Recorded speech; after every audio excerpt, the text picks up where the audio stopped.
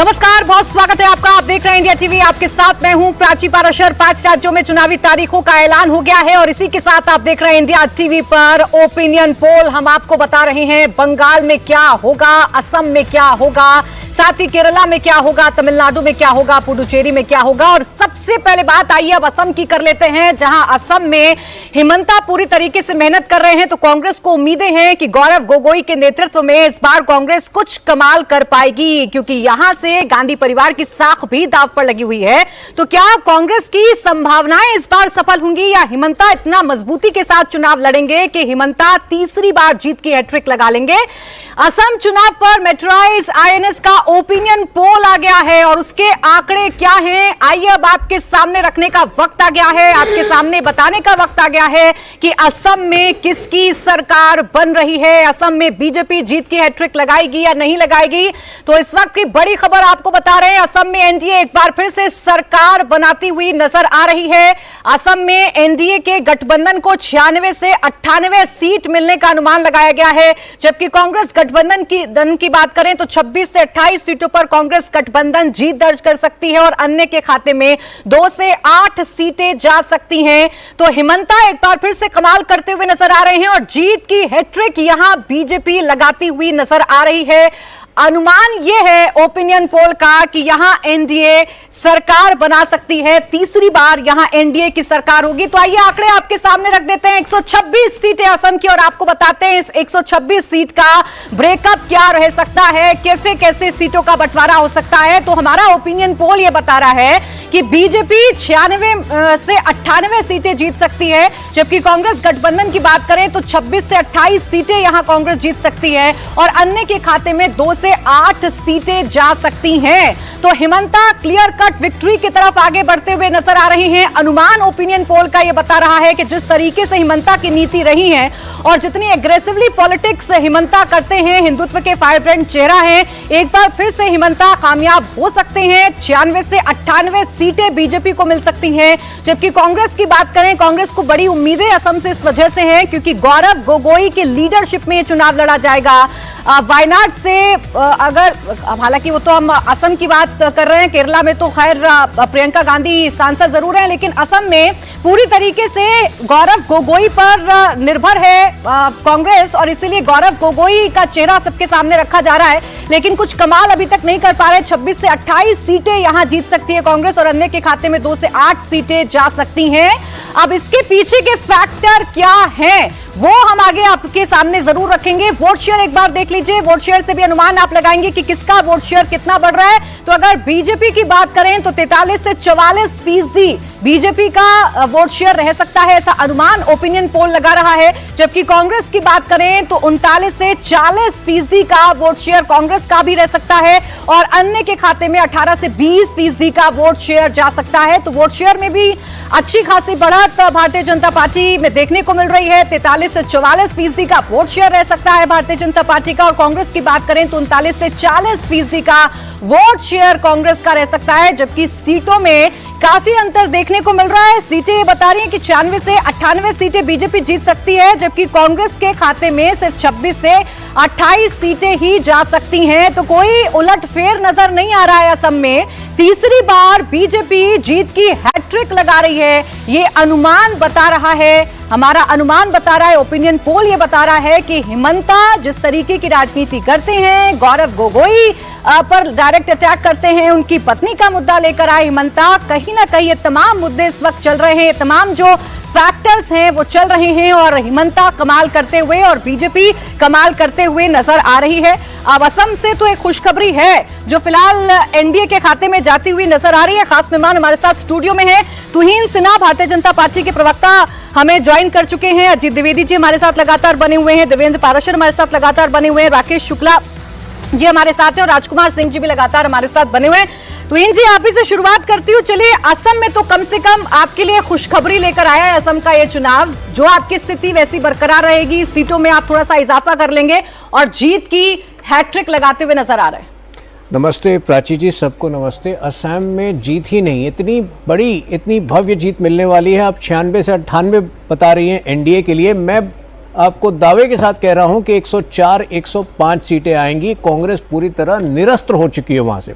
और ये भी दिखाता है असम में जो विकास के कार्य हुए हैं वो तो हमें पता है ही, जो इंफ्रास्ट्रक्चर का कार्य हुआ है वो तो लोगों को पता है ही, लेकिन जो एक मुहिम असम के मुख्यमंत्री हेमंत बिस्वा शर्मा जी ने चलाई थी गौरव गोगोई के गैर जो इंडिया विरोधी और असम विरोधी गतिविधियों के बारे में भी, वो भी मेरे ख्याल से उसका असर पड़ा है। लोग ये मान रहे हैं कि गौरव गोगोई ने गलत किया है। बहुत सारी ऐसी जो है उनकी मीटिंग्स रही है पाकिस्तान के एम्बेसी में जो कि नहीं उनको करना चाहिए था। तो ये एक बार फिर साबित करता है कि कांग्रेस जो है वो गैर जिम्मेदार विपक्ष है, भारत में भी, राष्ट्रीय स्तर पर भी और असम में भी। और दूसरी बात, जो विकास जो आपने देखा है असम में नहीं, नॉर्थ ईस्टर्न स्टेट्स में, आज डिब्रूगढ़ दूसरी राजधानी के रूप में जो वहां पर जो डेवलपमेंट देखा है, जो हिली रीजन्स में डेवलपमेंट देखा है, और जो सबसे बड़ी बात असम की आत्मा को बचाने का कार्य हुआ है। जिस प्रकार से एक डेमोग्राफी वॉर आज से 10 साल पहले जो बंगाल में जो हालत था वही असम में था। ऐसा लग रहा था कि अगले 10 वर्ष में असम जो है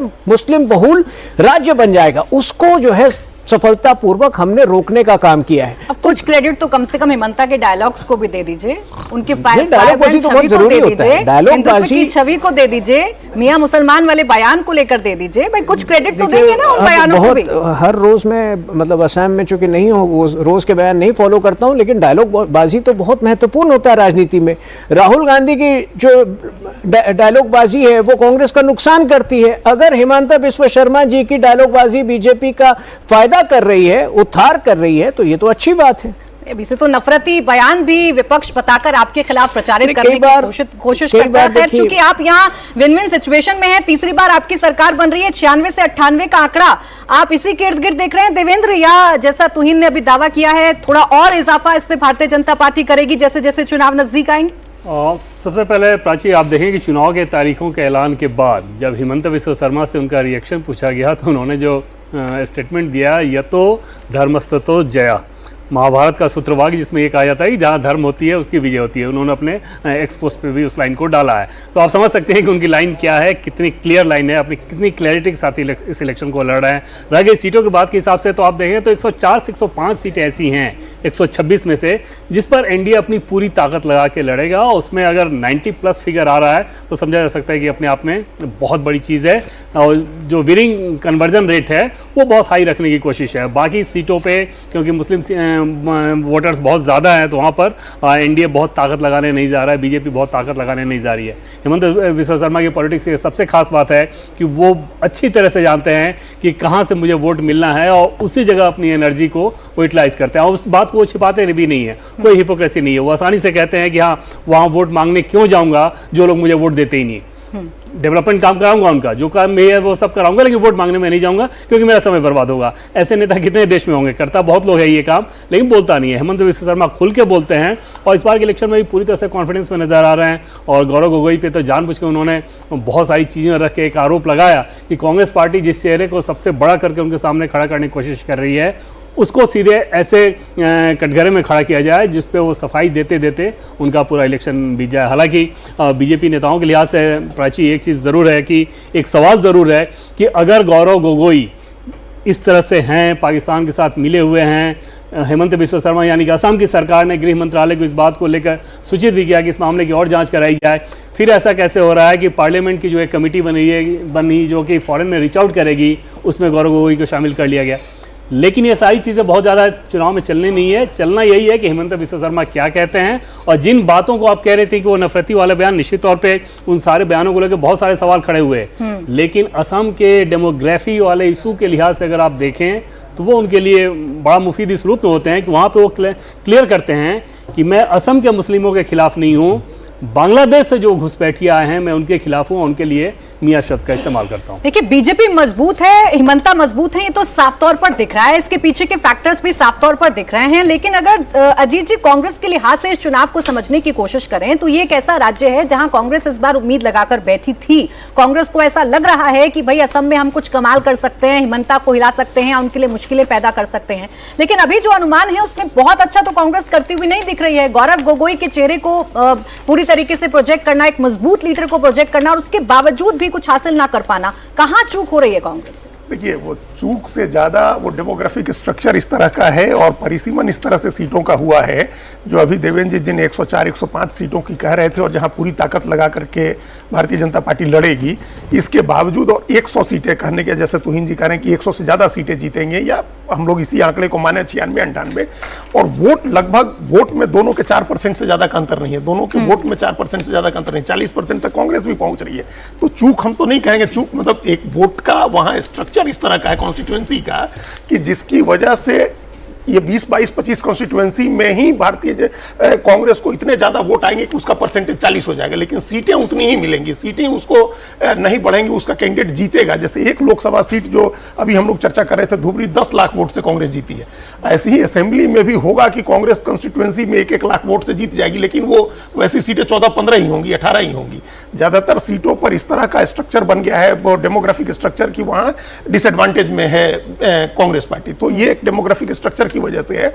और दूसरे, ये पहला चुनाव होगा असम का, जो हम लोग कह रहे हैं कि तीसरा चुनाव बीजेपी जीतेगी, जो पूरी तरह से प्योरली हेमंत बिस्वा शर्मा के चेहरे पर लड़ा जाएगा, उनकी स्ट्रेटजी से लड़ा जाएगा और उनकी कमान में लड़ा जाएगा। इसके पहले का 2014 का चुनाव चेहरा बहुत क्लियर नहीं था, 2016 का चुनाव नरेंद्र मोदी अपने चरम पर थे, पीक पर थे, और सर्बानंद सोनोवाल उसके बाद मुख्यमंत्री बने थे, उसी समय आए ही थे हेमंत बिस्वा शर्मा। और 2021 का जो चुनाव हुआ वो भी सर्बानंद सोनोवाल की सरकार के 5 साल के कामकाज पर लड़ा गया। तो ये पहली उस समय स्ट्रेटजी में थे हेमंत बिस्वा शर्मा, और वो संभाल रहे थे नॉर्थ ईस्ट में पूरे एनडीए को।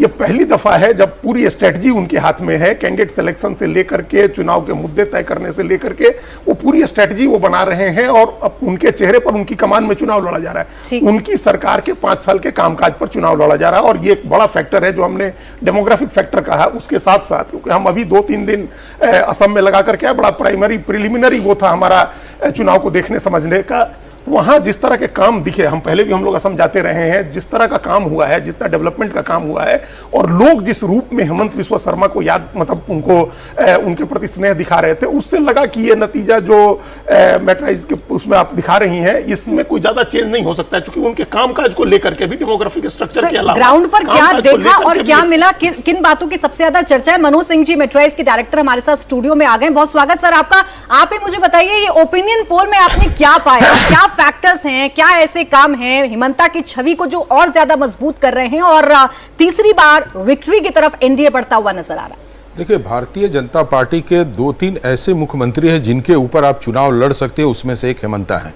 और यही कारण है कि वहां अपनी जो पकड़ थी, चाहे वो दूसरी पार्टी के थ्रू दूसरी पार्टी से आए थे, लेकिन भारतीय जनता पार्टी के अंदर आकर जिस तरीके से भारतीय जनता पार्टी के वोट बेस को एक मजबूत आधार दिया है, उसका एक बड़ा नतीजा आपको दिख रहा है। और वहां पे कांग्रेस का लीडरशिप वो पूरी तरह से अपना बिखराव में है, कहीं ना कहीं वो समाप्ति की तरफ जा रहा है, और कोई ऐसा नेता नहीं वहां पे बना कि जो करे। और अभी देवेंद्र जी बोल भी रहे थे कि भाई जो 20 सीटों का इन्होंने घोषणा किया कि हम उस पर चुनाव नहीं लड़ेंगे, सही भी है। हम अपने चीजों को उतनी ही जगह पे ध्यान को केंद्रित करें जिसको लेकर हम चुनाव में ज्यादा से ज्यादा सीट लाएं। उससे क्या होगा कि इनके वोट शेयर भी बढ़ेगा।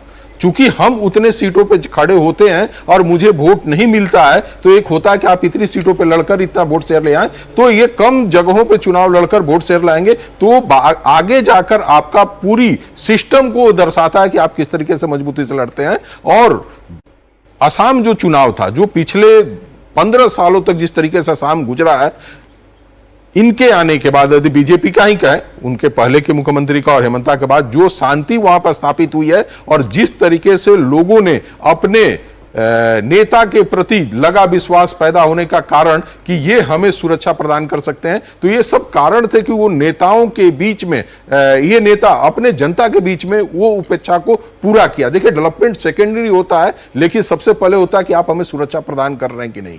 और असम में ये चीजें हुई हैं, क्योंकि वहां जो बांग्लादेशी थे, जो मुसलमान थे, वो काफी हद तक घुसपैठ को लेकर हिंदू मुसलमान जो माने हिंदुस्तानी मुसलमान जो थे वो काफी अधिक से परेशान थे और उनको टारगेट किया जाता था, वो ज्यादा थे। तो आज के डेट में जो शांति वहां स्थापित हुई है, तो हेमंता जी का एक और भी कारण है वहां पे इस तरह का कि जो लोकल मुसलमान है, जो असमिया मुसलमान है, उनके अंदर भी वो उतने ही पॉपुलर होते जा रहे हैं और लोगों को विश्वास हो रहा है कि ये मुख्यमंत्री हमें टारगेट नहीं कर रहा, भले उसके स्पीचेस से लग रहा है कि हम कर रहे हैं, लेकिन उसका जो माने टारगेट हो बांग्लादेशी मुसलमानों का, तो ये कारण है कि वो कहीं ना कहीं अपनी चीजों को बना के रखे और भारतीय जनता पार्टी वहां पे बिहार की तरह से एक तरफा जीतने जा रही है। अपने चेहरे पर इस चुनाव को पुल कर रहे हैं हेमंता, और जानते हैं कि किस वोटर को उन्हें संबोधित करना है, किस वोटर को अपने खाते में लेकर आना है, और इसीलिए उनकी जितनी भी स्पीचेस हम उठाकर देखें राकेश जी, तो यही दिखता है हमें कि बड़ा क्लियर कट बोलते हैं, बड़ा साफ बोलते हैं। जिससे वोट चाहिए उसके लिए भी बोलते हैं और जिससे वोट नहीं चाहिए उसके लिए भी बड़ा क्लियर कट बोलते हैं हेमंता।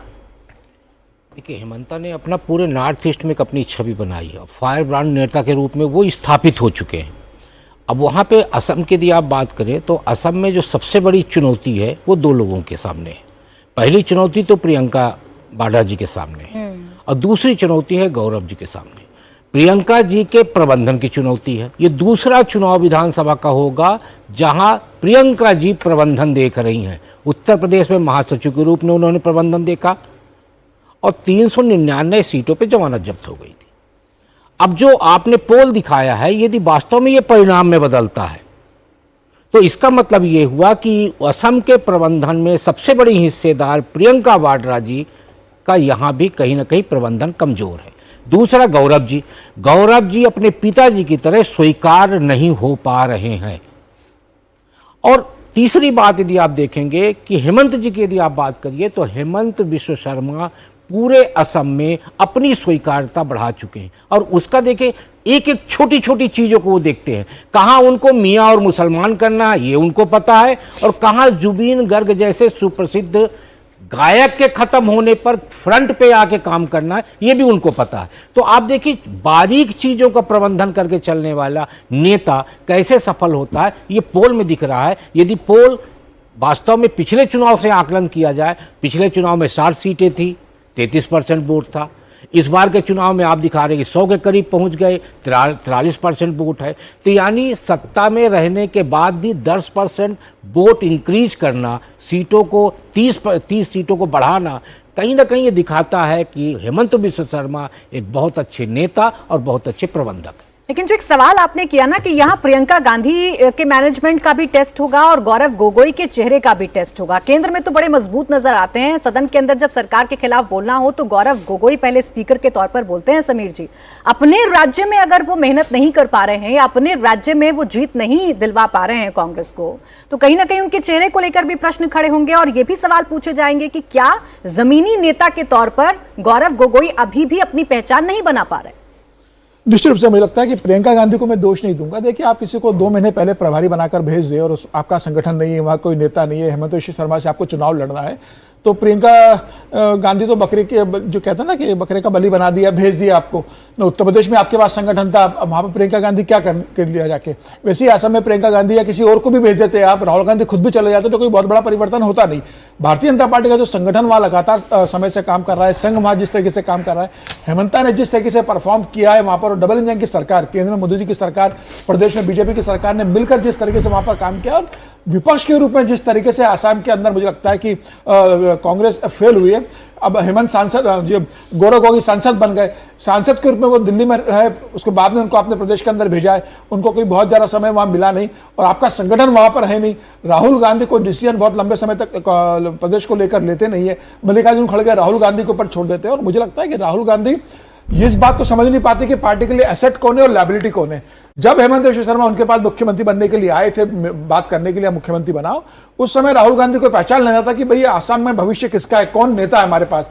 और जो हेमंता ने बताया कि किस तरीके से अपने कुत्ते को बिस्किट खिला रहे थे, मैं जब बात करने गया तो उसके बाद हेमंता ने पार्टी शिफ्ट की और उसका परिणाम अब है। तो मुझे लगता है कि ये कांग्रेस के लिए और राहुल गांधी के लिए बेसिकली एक पश्चाताप का समय है कि अच्छे लीडर आपके पास थे और आपने अपने रणनीतिक सूझबूझ न होने के कारण, राजनीतिक समझ न होने के कारण आपने बेहतर नेताओं को गंवाया। चाहे मध्य प्रदेश में ज्योतिराज सिंधिया हो, जब वो चले गए तो सरकार भी चली गई और कांग्रेस के अंदर वो चले गए। तमाम राज्यों में आपने अच्छे नेताओं को गंवाया। उसी तरीके से आसाम में आपने हेमंता को, एक आपके पास बेहतर नेता थे सिर्फ इसलिए कि आपको गौरव गोगोई तरुण गोगोई पिता पुत्र की जो जोड़ी है उसको सत्ता से बेदखल नहीं करना था, इसलिए आपने हेमंता को इग्नोर किया। हेमंता पार्टी छोड़कर चले गए, बीजेपी में गए। बीजेपी ने अच्छे नेताओं का सम्मान होता है, बीजेपी ने उन्हें सम्मान दिया और मुख्यमंत्री बनाया, और आज उन्होंने परफॉर्म करके सिर्फ आसाम में नहीं पूरे नॉर्थ ईस्ट में जिस तरीके से बीजेपी को एस्टेब्लिश किया है उसमें हेमंता की बड़ी भूमिका है। तो मुझे लग रहा है कि कांग्रेस के मैनेजमेंट की यह बड़ी गलती है कि आप अपने बेहतर नेताओं को अपने पास संभाल कर नहीं रखते, और उसके बाद जब चुनाव आता है तो चुनाव के समय पार्टी संगठित रूप से लड़ नहीं पाती। आपके पास नेता नहीं है, आपके पास नीति नहीं है, आपके पास मुद्दे नहीं है। राहुल गांधी की आप स्पीच, चाहे वो चुनाव प्रचार के दौरान हो चाहे पार्लियामेंट के अंदर हो, आप जानते हो किस तरीके से राहुल गांधी बात करते हैं। तो जहां प्रधानमंत्री नरेंद्र मोदी जैसे लोकप्रिय नेता हो, जहां जैसा संगठन करता हो, प्रदेश में हेमंता जैसा मुख्यमंत्री का चेहरा हो, तो इन तीनों की तिकड़ी के सामने, कांग्रेस के सामने कौन है आपके पास? क्या गौरव गोगोई उस स्थिति में है? क्या राहुल गांधी इस स्थिति में? तो मुझे लग रहा है कि कांग्रेस की पूरे संगठन की गलती है। और सिर्फ आसाम में नहीं, जितने मजबूत कांग्रेस के राज्य रहे वो इसी तरीके से कांग्रेस अपनी राजनीतिक मूर्खता के कारण, जिसे मैं कहूंगा कि कोई संगठन नहीं है, कोई नेता नहीं, कोई प्लानिंग नहीं है, जमीन स्तर पर काम नहीं करना, बूथ पर काम नहीं करना है, अच्छे नेताओं को मौका नहीं देना है, परिवारवाद की राजनीति को केंद्र में भी कांग्रेस कंटिन्यू करती है और राज्य में भी अपने परिवार के नेताओं को आगे लेके जाती है। भारतीय जनता पार्टी में संगठन काम करता है, जो अच्छे नेता उन्हें आगे बढ़ाते हैं, उसका परिणाम भारतीय जनता पार्टी को मिलता है और भारतीय जनता पार्टी चुनाव जीतती है। सर, अगर डेमोग्राफी देखें, यहाँ के अगर वोटर्स को देखें तो बंगाल से ज्यादा मुस्लिम वोट बैंक असम में है। 34% से ज्यादा मुसलमान वोटर्स जो हैं वो असम में हैं। इसके बावजूद यहाँ बीजेपी कमाल करती है, इसके बावजूद यहाँ कांग्रेस कोई फायदा नहीं उठा पाती, कांग्रेस अपने आप को यहाँ पर पहचान नहीं दिला पाती है, सक्सेसफुल नहीं हो पाती। तो कहीं ना कहीं कांग्रेस को अपनी रणनीति पर काम करना होगा। लेकिन चूंकि हिमंता की हम चर्चा कर ही रहे हैं राजकुमार जी, तो हिमंता ने विकास के काम भी करके दिखाए, और जो मूल मुद्दे हैं असम के, चाहे वो डेमोग्राफी चेंज को लेकर लगातार बोलना हो, मियां मुसलमान वाला मुद्दा उठाना हो, या ये कहना हो कि अगर आपसे मियां मुसलमान रिक्शे का किराया मांगे तो आप 5 की जगह 3 रुपया ही उनको दें। तो ये पूरा एक कॉम्बो है, पूरा एक कॉम्बिनेशन है, जिसका कमाल हमें अभी के अनुमानों में कम से कम नजर आ रहा है। देखिए, अच्छा स्ट्रेटेजिस्ट होने के लिए क्लैरिटी बहुत जरूरी है। हिमंता बिस्वा शर्मा के दिमाग में क्लैरिटी है कि उनका स्ट्रांग पॉइंट क्या है, वीक पॉइंट का, तो वो अपने स्ट्रांग विकेट पे खेलते हैं। और लकीली, जैसा अभी समीर जी जिक्र कर रहे थे कि राहुल गांधी उनको नहीं पहचान पाए, लेकिन बीजेपी आला कमान ने उनको पहचान लिया, उनकी क्षमताओं को पहचान लिया। और बीजेपी की जो पॉलिटिकल प्लंक होता है, इलेक्शन प्लंक होता है, उसमें हेमंता फिट भी बैठते हैं। तो वो तो एक उनका स्ट्रांग पॉइंट है ही, और उन्होंने प्रूव किया अपने आप को। असम से बाहर पूरे नॉर्थ ईस्ट में अगर आज बीजेपी पावर में है तो उसमें सबसे बड़ा योगदान अगर किसी का है, डेफिनेटली आरएसएस का भी है, बीजेपी का भी है, लेकिन हिमंता बिस्वा शर्मा का बहुत बड़ा योगदान है। तो ऐसे व्यक्ति को राहुल गांधी ने अगर खो दिया तो उनकी गलती है। लेकिन हमें एक बात और समझनी होगी कांग्रेस के मामले में, हम अक्सर बात करते हैं कांग्रेस मूलतः परिवारों की पार्टी है। तो वहाँ जो बाप का बेटा है, बाप की बेटी है, वही आगे बढ़ती है।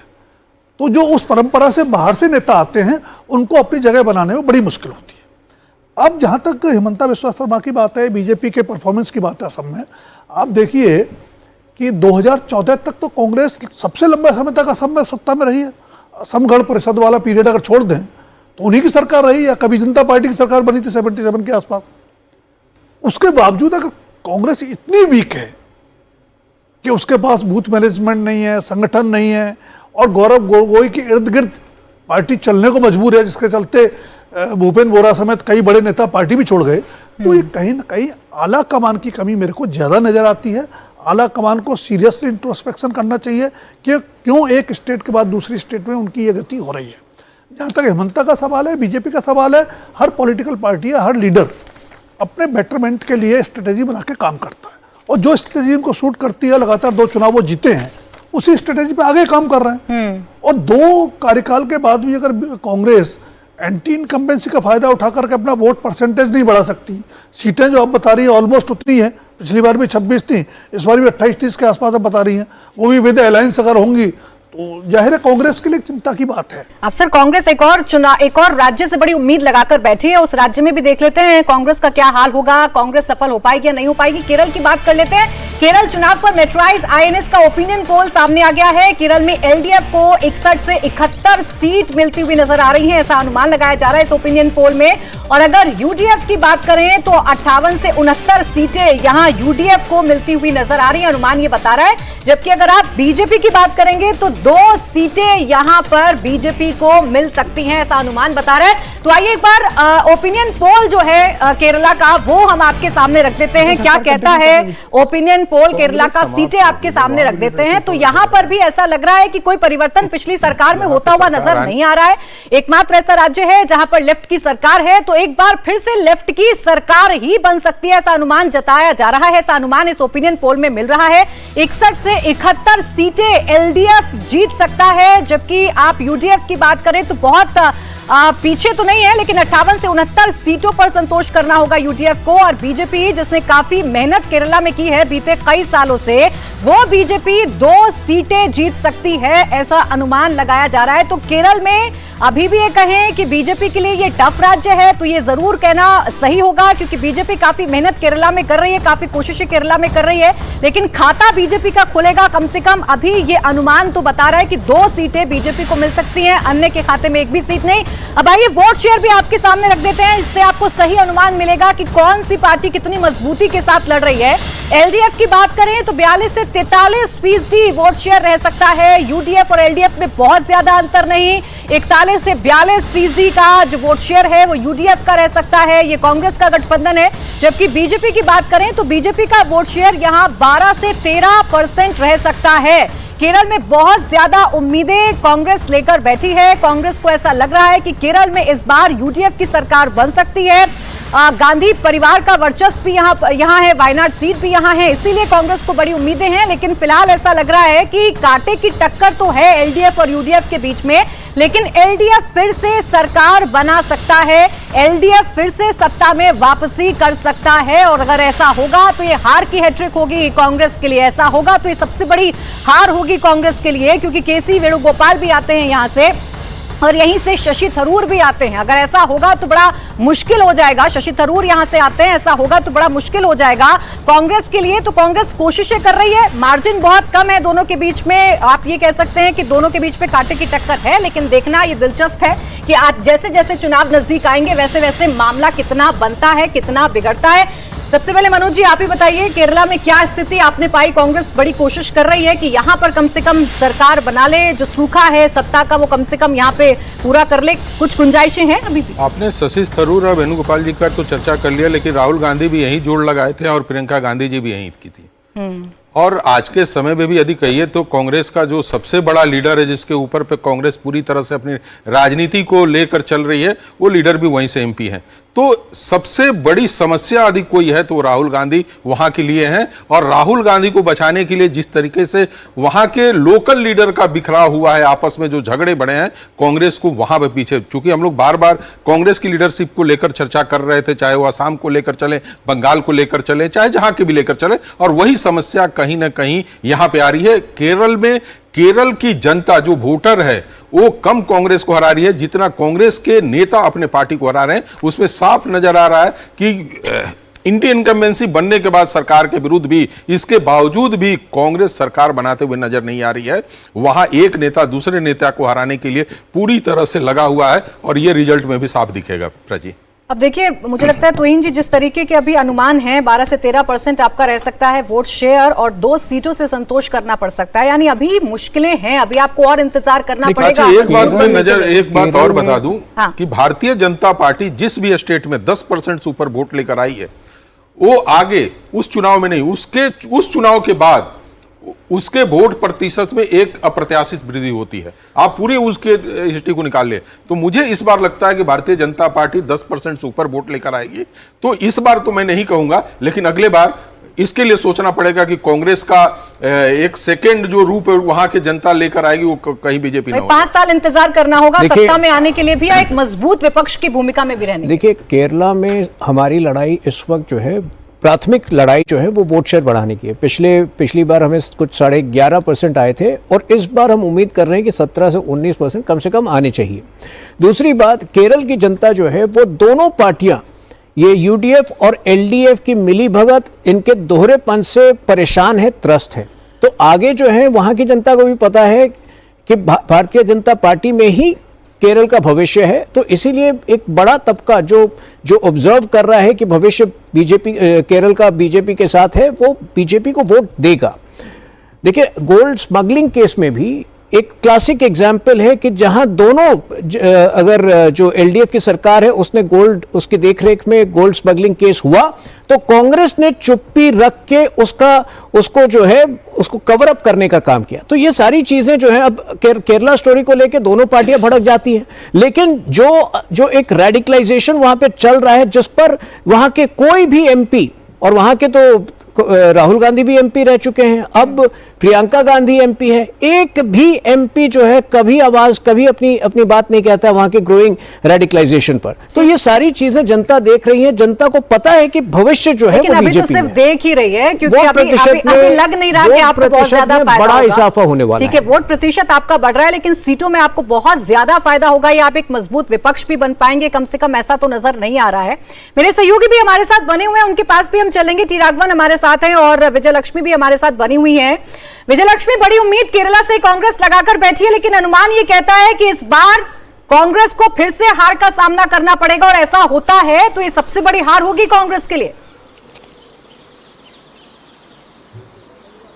बिल्कुल, अगर ऐसा होता है प्राची तो ये सबसे बड़ी हार होगी, क्योंकि कांग्रेस पार्टी के गांधी परिवार के बाद सबसे बड़े, अगर कांग्रेस के संगठन की मैं बात करूं, नेता केसी वेणुगोपाल जो संगठन महासचिव हैं वो केरल से आते हैं। अगर कांग्रेस वहां पर हारती है, वो भी 2 टर्म्स के बाद, एक ऐसा स्टेट जो हर 5 साल के बाद सरकार को बदल देता है, उस स्टेट में अगर 2 बार के बाद तीसरी बार भी एलडीएफ सरकार बनाने में कामयाब हो जाता है, तो एक बड़ा प्रश्न चिन्ह होगा कांग्रेस के संगठन पर, कांग्रेस की लीडरशिप पर। बहरहाल कांग्रेस पार्टी को उम्मीदें केरल से इसलिए हैं, एक तो एंटी इनकम्बेंसी का फैक्टर है, क्योंकि कांग्रेस को लगता है कि पॉलिटिकली बहुत सबसे ज्यादा लिटरेसी रेट वाला स्टेट है केरल। कांग्रेस को लगता है कि वहां पर पॉलिटिकल जो एक आइडियोलॉजिकल अवेयरनेस जो है वो वोटर में बहुत ज्यादा है। उनको लगता है कि 10 साल हो गए हैं, एंटी इनकम्बेंसी है, गोल्ड स्मगलिंग, तमाम चीजों का वो है। और 2024 का लोकसभा का चुनाव है, उसका रिजल्ट अगर आप देखेंगी, उसमें कांग्रेस पार्टी का जो नतीजा था वो बेहतर था। लोकल बॉडीज में कांग्रेस पार्टी ने, जो हाल ही में लोकल बॉडी चुनाव हुए, वहां पर भी कांग्रेस पार्टी का प्रदर्शन अच्छा है। तो कांग्रेस को लगता है ये तमाम फैक्टर्स हैं जिसकी वजह से उनको लगता है कि जनता केरला में उनको चुनेगी। लेकिन साफ तौर पर इनफाइटिंग के काफी सारे इश्यूज हैं। कांग्रेस के कई सारे बड़े नेता हैं जो वहां पर मुख्यमंत्री पद के दावेदार हैं। अभी तो चुनाव हुआ भी नहीं है, अंदर खाने हमेशा चर्चा चलती रहती है कि कौन मुख्यमंत्री बनेगा अगर सरकार आई। तो वो इनफाइटिंग या ये सारे इश्यूज हैं। लेकिन उसके अलावा कांग्रेस को लगता है कि पॉजिटिव ग्राउंड जो है उनके लिए केरल में जरूर है, और काफी होपफुल कांग्रेस पार्टी केरल में 2026 के विधानसभा चुनावों में है। अपनी मजबूती से ज्यादा दूसरे की विफलताओं पर कांग्रेस ज्यादा डिपेंड करती है, या एंटी इनकम्बेंसी के फैक्टर को लेकर तो बैठी है, लेकिन एंटी इनकम्बेंसी का फैक्टर जनता तक पहुंचाना भी जरूरी है, जो कांग्रेस शायद अभी तक पहुंचाने में कामयाब नहीं हो पाई। अनुमान तो ये कहता है कि कांग्रेस को यहां हार का सामना करना पड़ेगा। राघवन, जिस तरीके का ओपिनियन पोल सामने आया है, ग्राउंड की स्थिति क्या इसी तरीके की है? क्या एलडीएफ ज्यादा मजबूत नजर आता है कंपैरिजन करें अगर यूडीएफ से? तो जी देखिए, अगर हम 2021 के चुनाव की बात कर ले तो उस वक्त ऐसा लग रहा था कि एलडीएफ इस बार सरकार को रिपीट करेगी, क्योंकि 2018 में बाढ़ के वक्त जिस तरह की पिनराई विजयन की सरकार ने काम किया था, और दूसरा जो था हेल्थ और इंफ्रास्ट्रक्चर, ये 2 ऐसी जगह थी जहां पर बहुत बेहतरीन नतीजे जो है वो सीपीएम लेड एलडीएफ सरकार ने दिए थे। लेकिन इस टर्म में अगर हम बात कर ले तो हेल्थ एक ऐसा इशू है प्राची जो पूरे केरला में अभी चर्चा का विषय बना हुआ है। खुद जो स्वास्थ्य मंत्री हैं वो लगातार आरोपों के घेरे में है। हर जगह पर वहां पर हम देखें कि हेल्थ को लेकर कई सारी समस्याएं नजर आती हैं। दूसरी बात, जहां तक एलडीएफ के परफॉर्मेंस की बात हम कर रहे हैं, दो टर्म लगातार वो सरकार में है, एक बड़ी एंटी इनकम्बेंसी काम कर रही है। इस हद तक सरकार को मजबूर होना पड़ा है कि जिस सबरीमला के लिए जब सरकार ने ये सिफारिश की थी कि वहां पर महिलाओं को भी जाने की इजाजत दी जानी चाहिए, अब सुप्रीम कोर्ट में ये एफिडेविट डाला जा रहा है कि जो सेंटिमेंट है उसका हम ख्याल रखना चाहते हैं और सरकार यू टर्न ले रही है। तो ऐसे में एलडीएफ सरकार मजबूत स्थिति में है, ऐसा हम बिल्कुल नहीं समझ पा रहे हैं ग्राउंड से। एक यूडीएफ को एडवांटेज, और आईयूएमएल जो इंडियन यूनियन मुस्लिम लीग है, एक बड़ा फैक्टर जो है वो काम करने वाला है। मुझे ऐसा लगता है मलाबार केरला में अगर वहां पर स्वीप करता है आईयूएमएल तो फिर यूडीएफ की सरकार भी बन सकती है, ऐसा मुझे लगता है। बिल्कुल ठीक है। अभी कांटे की टक्कर तो है, जैसा हम देख रहे हैं कांटे की टक्कर हमें नजर आ रही है यूडीएफ और एलडीएफ में, और एलडीएफ के खिलाफ जो एंटी इनकम्बेंसी है उस फैक्टर की भी चर्चा की जा रही है। लेकिन बीजेपी फैक्टर की चर्चा कर ले रहा है, इसीलिए जरूरी है क्योंकि बीजेपी का जो वोट शेयर है वो कम से कम डबल डिजिट में आता हुआ नजर आ रहा है। 12 से 13% का वोट शेयर बीजेपी के खाते में जा सकता है, ऐसा अनुमान है। और क्या यही तैयारी, यही कोशिश देवेंद्र बीजेपी की थी कि कम से कम अपने वोट शेयर में हम इजाफा करें? बीते कई बार से हम देख रहे हैं केरल में काफी मेहनत करते हैं, लोकल बॉडीज के चुनाव में भी अपनी मौजूदगी दर्ज बीजेपी ने कराई थी। और पिछले बार के चुनाव में प्राची अगर देखें तो 12 से 13% तो पिछली बार के चुनाव में ही आया था। तो इस बार तो बीजेपी निश्चित तौर पे कम से कम 17 से 18% की उम्मीद कर रही है। अगर 17 से 18% नहीं आता है तो समझ सकते हैं आप कि बीजेपी के लिए झटका होगा। अगर पॉकेट्स के हिसाब से बात कर लें तो खास तौर पे जो साउथ केरला के डिस्ट्रिक्ट है जिसमें त्रिवेंद्रम आता है या त्रिशूर आता है, उस पॉकेट में बीजेपी अच्छा करने की कोशिश कर रही है क्योंकि उसमें किसी एक गठबंधन का वहाँ पे क्रॉस उस रीजन में असर नहीं रहता है। वहाँ पे एलडीएफ भी मजबूत है, यूडीएफ भी मजबूत है, बीजेपी भी एक असर रख रही है। तो कई सीटों पे वहाँ पे ट्रायंगुलर फाइट होगी। पिछली बार 12.5% के आसपास बीजेपी को वोट आया था, सीट एक भी नहीं कन्वर्ट हुआ था। नॉर्थ केरला की बात कर रहे हैं जिसमें मल्लापुरम, कोझिकोड इस तरह के जो इलाके आते हैं, वहाँ पर एलडीएफ और आईयूएमएल ये दो मजबूत प्लेयर हैं, वहाँ पर यूडीएफ कमज़ोर है। लेकिन अगर सेंट्रल केरला की बात करें तो वहाँ पर यूडीएफ ज़्यादा मजबूत नज़र आती है और उस लिहाज से निश्चित तौर पर सेंट्रल केरला में यूडीएफ ज़्यादा अच्छा करेगी। अगर आईयूएमएल नॉर्थ केरला में बहुत अच्छा करे तो फिर वहाँ पर यूडीएफ अच्छी उम्मीद कर सकती है और बीजेपी की जो भी उम्मीद रहेगी वो सिर्फ साउदर्न केरला के कुछ डिस्ट्रिक्ट में। देखिए एक और ऐसे ही राज्य की बात कर लेते हैं जहां बीजेपी ने बड़ी मेहनत तो की है लेकिन अभी भी दूर की कौड़ी साबित हो सकता है तमिलनाडु भारतीय जनता पार्टी के लिए। आइए बताते हैं तमिलनाडु का अनुमान क्या कहता है, सर्वे क्या बता रहा है, हमारा ओपिनियन पोल क्या बता रहा है। तो मेट्राइज आईएनएस का ओपिनियन पोल आ चुका है। डीएमके गठबंधन को 104 से 114 सीटें मिल सकती हैं ओपिनियन पोल के मुताबिक, जबकि एनडीए की बात करें या एआईएडीएमके की बात करें तो 114 से 127 सीटें मिल सकती हैं, यानी यहां सरकार में उलटफेर हो सकता है। और जिस नए फैक्टर की बात कर रहे हैं, नए चेहरे की बात कर रहे हैं, एक्टर विजय की बात कर रहे हैं, तो उनकी पार्टी टीवीके को 6 से 12 सीटें मिलने का अनुमान जताया जा रहा है। तो आइए 234 सीटें हैं तमिलनाडु में विधानसभा की और यहां पर स्टालिन काफी मजबूती के साथ अपनी सरकार को चलाते हैं, लेकिन इस बार मुश्किलें आएंगी उनके सामने, ऐसा लग रहा है मुश्किलें आएंगी। ओपिनियन पोल ये बता रहा है कि डीएमके को 104 से 114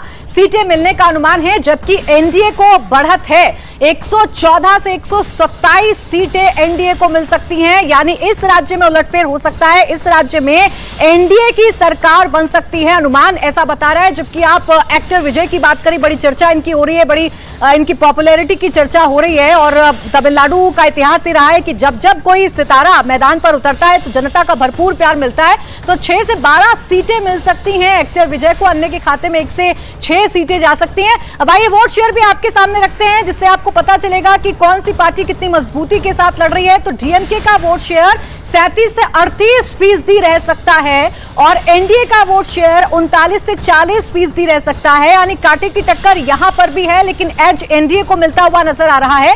जबकि आप एक्टर विजय की पार्टी टीवीके की बात करेंगे तो 14 से 15% का वोट शेयर झटकने में कामयाब हो सकते हैं एक्टर विजय। टीवीके को 14 से 15% का वोट शेयर मिल सकता है, जबकि अन्य के खाते में 10 से 12% का वोट शेयर जा सकता है। लेकिन ये उलटफेर है तमिलनाडु की, अगर सियासत का बात करें तो ये उलटफेर है, यहाँ एनडीए की सरकार बन सकती है। 39 से 40% का जो वोट शेयर है वो मिल सकता है एनडीए को, जबकि डीएमके की बात करें तो 37 से 38% का 1% का गैप है। लेकिन सीटों की बात करें तो यहाँ भी सीटें 3-4 सीटें ही आगे पीछे हैं, कांटे की टक्कर डीएमके और एनडीए गठबंधन में देखने को मिल रही है। मनोज जी, तो उलटफेर हो रहा है, अगर ऐसा हो रहा है इसकी उम्मीद भारतीय जनता पार्टी ने लगाई थी? देखिए, तमिलनाडु की राजनीति में हमेशा जो अभिनेता होता है वो कहीं न कहीं प्रभावित करता है। ऐसे कमल हासन भी आए थे और रजनीकांत भी आए थे, लेकिन वो अपने कैरियर के सबसे लास्ट समय पे आए थे तो बहुत ज़्यादा वहाँ पे राजनीति को प्रभावित नहीं कर पाए थे। लेकिन विजय क्या है कि जैसे उनके कैरियर का शुरुआत हुआ और वो पीक पे थे, वो राजनीति में आए। दूसरी बात है कि तमिलनाडु की पॉलिटिक्स में यहाँ पे मुस्लिम पॉलिटिक्स तो है नहीं, यहाँ तो क्रिश्चियन पॉलिटिक्स में है और स्टालिन और विजय दोनों उसी क्रिश्चियन कम्युनिटी से आते हैं, जो कि विजय उनके क्रिश्चियन कम्युनिटी का जो यंगेस्ट वोटर थे उसको खींचते हुए पूरे हम लोग के डेटा में दिख रहे हैं। तो ऐसे स्थिति में कहीं ना कहीं उनके वोटों का नुकसान हो रहा है और यही कारण है कि वहां पे जो है AIADMK आगे बढ़ता हुआ। लेकिन एक प्रॉब्लम यहां पे आ रही है AIADMK को लेकर कि उसके अंदर भी पार्टी के अंदर कुछ नेताओं का बिखराव दिख रहा है और वो अपने आप को संगठित नहीं कर पा रहे थे, अभी भी नहीं कर पा रहे हैं।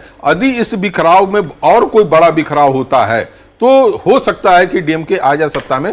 लेकिन अभी तक का सिचुएशन और जिस तरीके से आपसी समझौते होकर दोनों अलायंस आगे बढ़ रहे हैं तो हमें लगता है कि NDA जो है वहां पे जीतेगी। दूसरी बात है कि कांग्रेस जो पिछले 5 सालों में साथ रहते हुए, सरकार के साथ रहते हुए और उसके समर्थन पर चलते हुए भी कोई बड़ा काम नहीं कर पा रही है, लोगों के बीच में अपनी पॉपुलैरिटी नहीं बना पा रही है, चाहे लीडर्स के रूप में करें या कोई मुद्दे को लेकर वो बाहर लेकर आए। सरकार के साथ रहते हैं और जब एंटी इनकम्बेंसी बनता है तो उसके अलायंस को भी इफेक्ट करता है।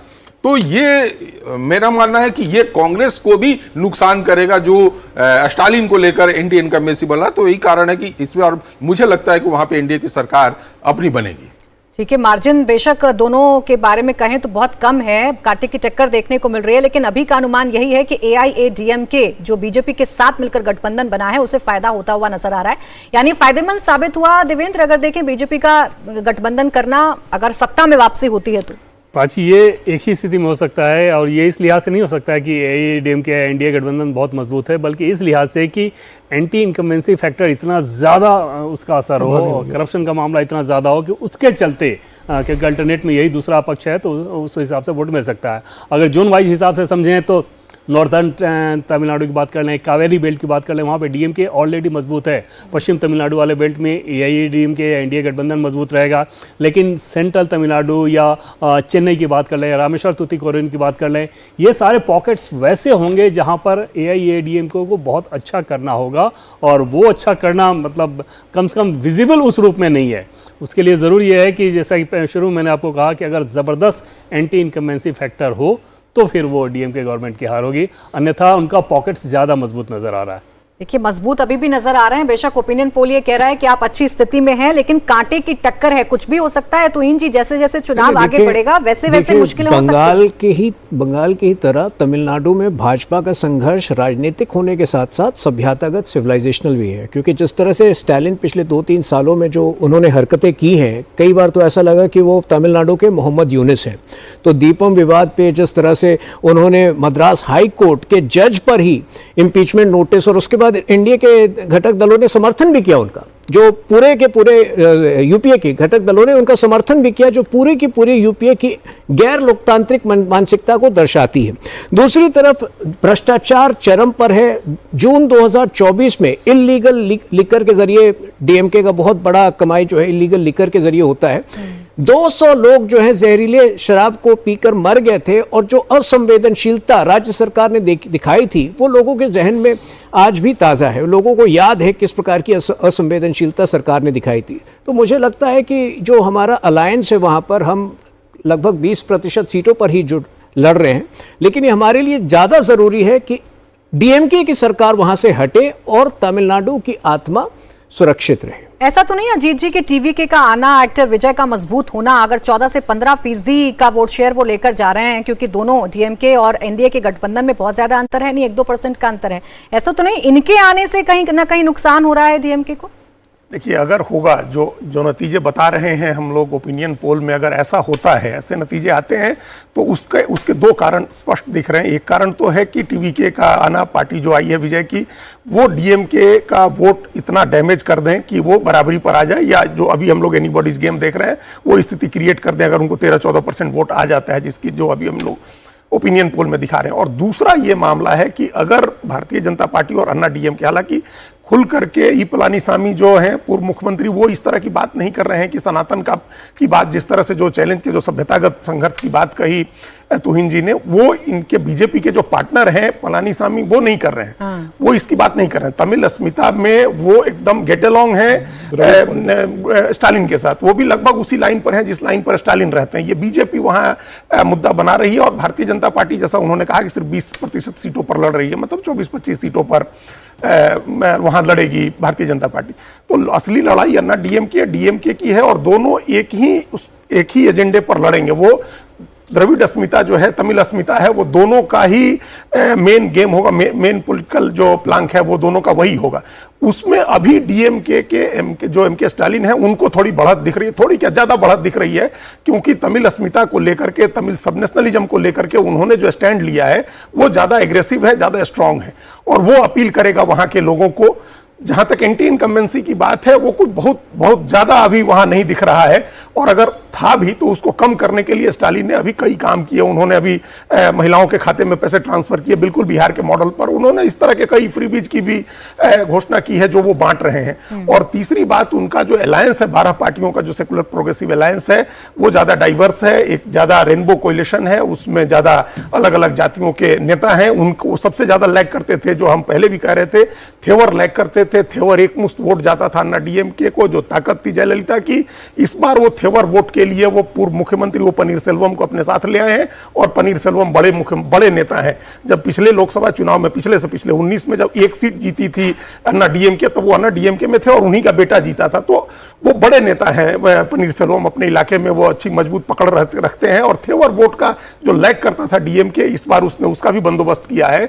और बाकी अभी उनकी सीट के बंटवारे का काम चल रहा है। इंडियन यूनियन मुस्लिम लीग के लोग भी सीटें मांग रहे हैं, सीपीएम के लोग भी ज्यादा सीटें मांग रहे हैं, सीपीआई भी ज्यादा सीटें मांग रही है।